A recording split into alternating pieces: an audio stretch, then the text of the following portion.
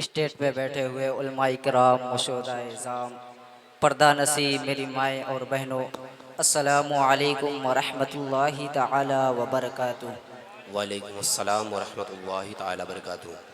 الحمد للہ رب العالمین والصلاة والسلام علی سید المرسلین، اما بعد فاعوذ باللہ من الشیطان الرجیم، بسم اللہ الرحمن الرحیم۔ یا ایہا الذین آمنوا اتقوا اللہ وکونوا مع الصادقین، صدق اللہ العظیم وصدق رسولہ النبی الامین المتین الکریم، ونحن على ذلك لمن الشاہدین والشاکرین والحمد للہ رب العالمین۔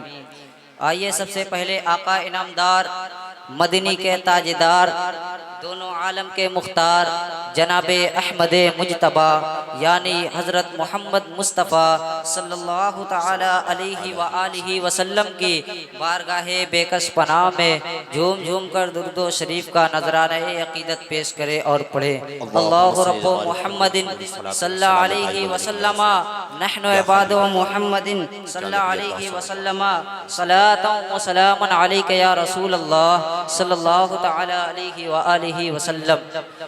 کعبے کے بدر الدجا تم پہ کروڑوں درود، کعبے کے بدر الدجا تم پہ کروڑوں درود، طیبہ کے شمس الضحیٰ تم پہ کروڑوں درود، شافع روز جزا تم پہ کروڑوں درود، دافع جملہ بھلا تم پہ کروڑوں درود۔ الحمدللہ عز وجل ماہ ربیع الاول شریف کا مہینہ جاری و ساری ہے۔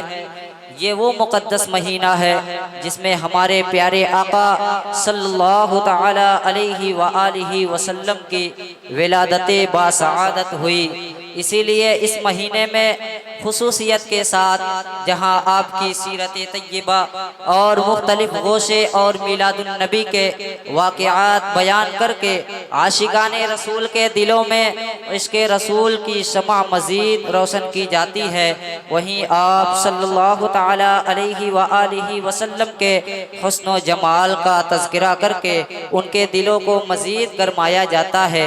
آج کے بیان کا موضوع بھی جمال مصطفیٰ ہے۔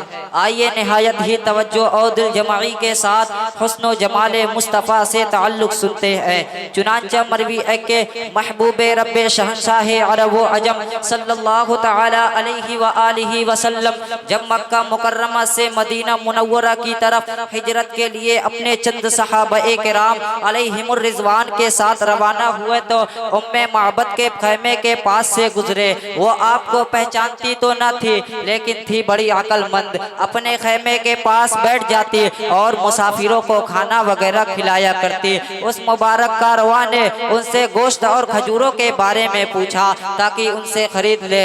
اتفاق سے اس وقت ان کے پاس کچھ نہ تھا۔ حضور نبی کے اکرم صلی اللہ تعالی علیہ وآلہ وسلم نے خیمے کے کونے میں ایک کمزور بکری دیکھ کر پوچھا، اے ام معبد یہ کیسی بکری ہے؟ انہوں نے عرض کی، یا رسول اللہ کمزور لاغر ہونے کی وجہ سے جھنڈ کے ساتھ نہیں جا سکے۔ استفسار فرمایا، کیا یہ دودھ دیتی ہے؟ عرض کی، اس نے تو کبھی دودھ دیا ہی نہیں بلکہ اس نے تو کبھی بچہ بھی نہیں جنا۔ ارشاد فرمایا، کیا تم اجازت دیتی ہو میں اس کا دودھ دو لوں؟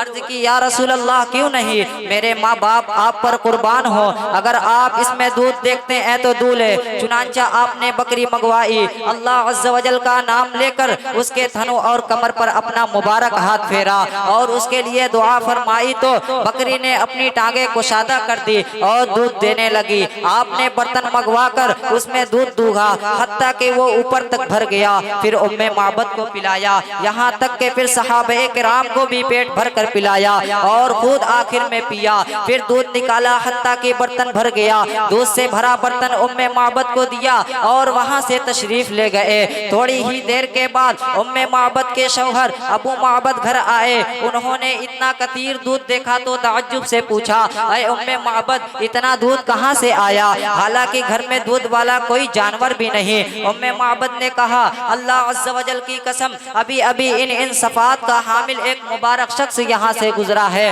ابو معبد نے کہا ذرا میرے سامنے ان کا حلیہ تو بیان کرو۔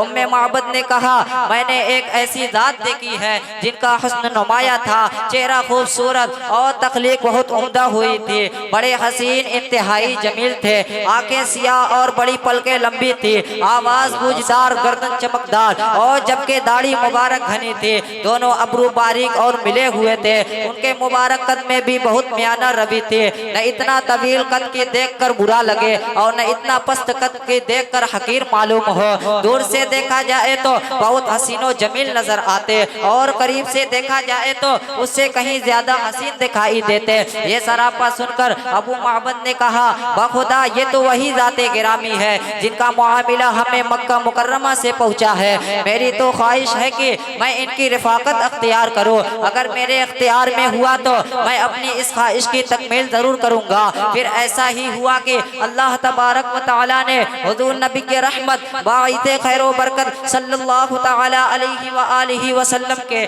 بابرکت قدم ان کے گھر میں پڑ جانے کی وجہ سے ابو معبد اور ام معبد کو نہ صرف دولت اسلام سے سرفراز فرمایا بلکہ شرف صحابیت بھی عطا فرما دیا رضی اللہ تعالی عنہما۔ پر جمال رحمت للعالمین، پر جمال رحمت للعالمین جلوگر ہوگا مکان قبر میں، اس لیے ہے آ گیا مجھ کو خیال مختصر لکھ دوں جمال بے مثال، میں کہوں پہچان عمدہ آپ کی، میں کہوں پہچان عمدہ آپ کی، دونوں عالم میں نہیں ایسا کوئی۔ اے میرے آقا صلی اللہ تعالی علیہ وآلہ وسلم آپ کا پیدا ہونا بھی بے مثل و بے مثال اور لاجواب و با کمال ہے، اور آپ کی سیرت طیبہ اور اخلاق عالیہ کا بھی کوئی ثانی نہیں، اسی لیے ساری مخلوق آپ کی گرویدہ اور غلام بن گئی ہے، اور شاہان وقت بھی آپ کی گلی کے گدا ہونے پر فخر کرتے ہیں۔ اے میرے ایمان کی جان آپ پر کروڑوں درود، حسن و جمال مصطفیٰ مرحبا صد مرحبا، حسن و جمال مصطفیٰ مرحبا صد مرحبا، اور جو کمال مصطفیٰ مرحبا صد مرحبا۔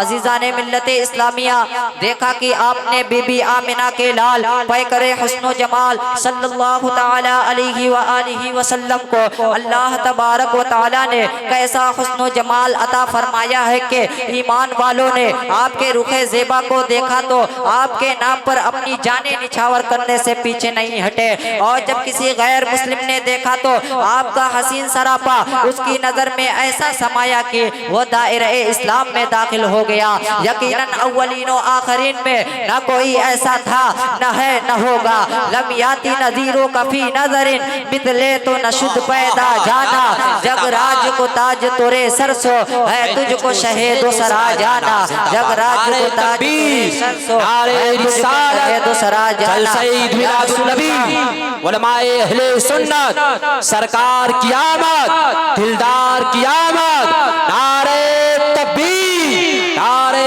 رسالت، زندہ باد زندہ باد۔ عزیزان ملت اسلامیہ یا رسول اللہ صلی اللہ تعالی علیہ وسلم آپ جیسا کوئی پیدا ہی نہیں ہوا، اللہ تبارک و تعالی نے آپ جیسا کوئی پیدا ہی نہیں فرمایا، جہانوں کی بادشاہی آپ ہی کو سچی ہے، اسی لیے ہم نے آپ کو جہانوں کا بادشاہ مان لیا ہے۔